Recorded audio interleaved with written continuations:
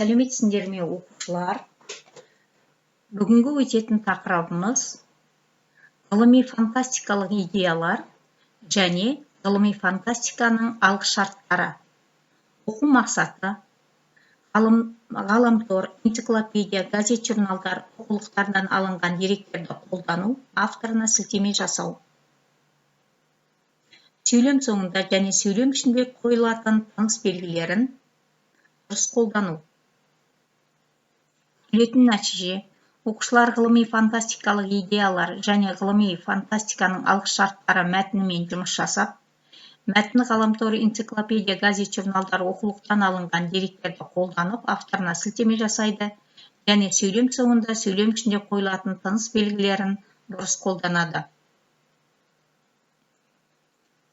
Тыңдалым мәтіні. Ғылыми фантастикалық идеялар.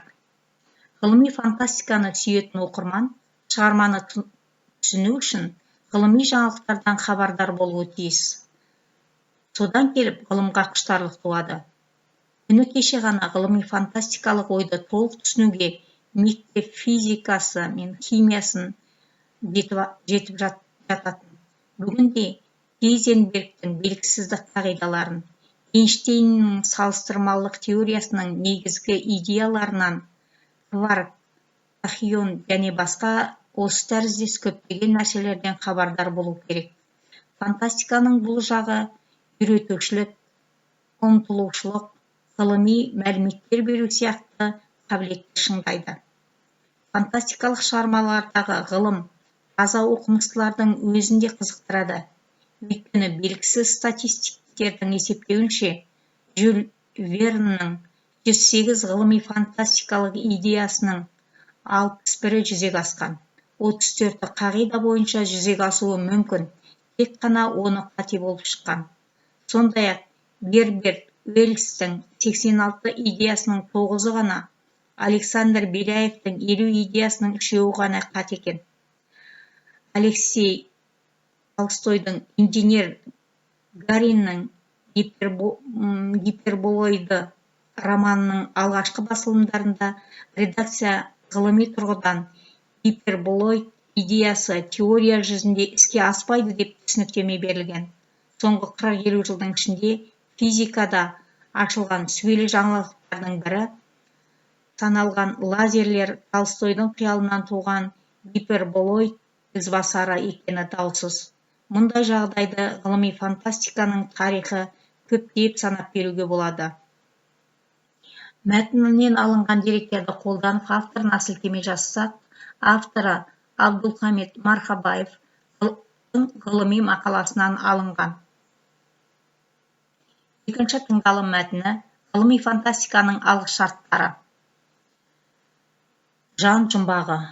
Түнгі жортуылда жер иіскеп те, иіс сезіп те, ізге түсіп те емес, аспандағы мың сан жұлдыздарға ғана бір көз тастап жол табатын түлкі секілді жыртқышқа қайран қалмасқа еш шара жоқ.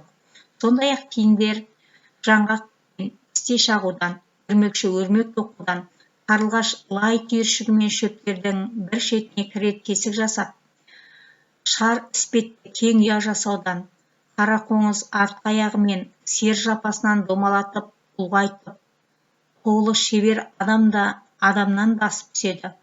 Таулы, далалы жерді мекен еткен қояндар жаздың айлы түнінде адамша екі аяғынан тұрып, шыр көбелек айналып билейді. Су бетімен тереңдігі тіршілікте үңілсек, онда да небір дыбыстармен адам әрекетіне ұқсайтын түрлі әрекеттерді байқаймыз. Балық атаулының ақылдысы дельфиндер су тереңіне үнемі топтанып, кейде қатар түзеп жүзеді. Ауыз қуыстарынан шығатын дыбыстарынан затқа шағылыстырып қайтуынан олар алдында не барын анықтайды. Дельфиндердің қиқылықтары адамның іс-әрекетіне жақын, көп нәрсені түсінеді. Естіген дыбысын қайталауға тырысатын дельфиндер де бар. Тыңдалым мәтіні бойынша сұраққа жауап берейік. Бірінші, ғылыми фантастиканы жақсы көретін оқырманның ерекшелігі қандай? Екінші, ғылыми фантастика кімдерді қызықтырады? Үшінші, мәтінде қандай жан-жануарлардың аттары аталады? Олардың ерекшелігі қандай? Төртінші, дельфиннің ерекшелігі қандай? Оқылым мәтіні 172 бет, бірінші тапсырма. Ғылыми фантастиканың алғышарттары. Мәтінді оқып, мазмұны бойынша сұрақтар дайындаңдар. Әдеби тіл нормасына назар аударайық.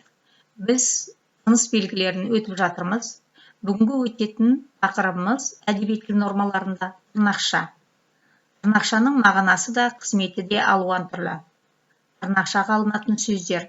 Бірінші, төл сөздер мен дәйек сөз, мақал мәтелдер. Мысалы, ұлық болсаң кішік бол, дейді дана халқымыз. Осындағы ұлық болсаң кішік бол, тырнақшаға алынады. Екінші, газет, журнал, кітап, шығарма, таулы қарараттары тырнақшаға алынады. Мысалы, мәңгілік ел идеясын кеңінен насихаттап, ұрпақ жадында сіңіруге, орнықтыруға тиіспіз. Үшінші, ойға тірек алынған сөздер мен сөйлемдер, жеке дыбыстар тырнақшаға алынады. Мысалы, керегеге құрайтын ағаштарды желі деп атайды. Төртінші, кекесін, әжуалау, мысқылдау мағынасында қолданылатын сөздер мен сөйлемдер тырнақшаға алынады. Мысалы, қоян, батыр, қорыққаннан зыта жөнелді.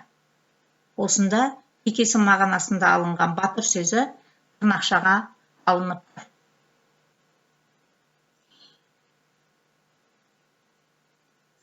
Тырнақшаның қойылу себебін кітаптарыңнан жақсылап оқып аласыңдар. Есте ұстауға тырысамыз. Бұл өйткені біздің сауатты жазуымыз үшін ең қажетті тыныс белгілердің бірі. Кері байланыстың тапсырмасы 173 бет, 4-ші тапсырма.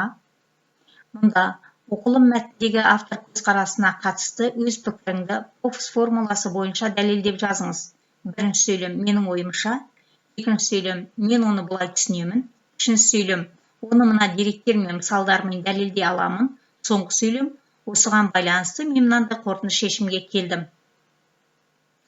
Кері байланыс тапсырмасын орындағаннан кейін күнделік кезет, электронды почта, WhatsApp желісі арқылы жұмысымызды жібереміз. Кері байланыстың тапсырмасы 173 бет, 4-ші тапсырма. Сабақ аяқталды балалар, сау саламатта болыңдар.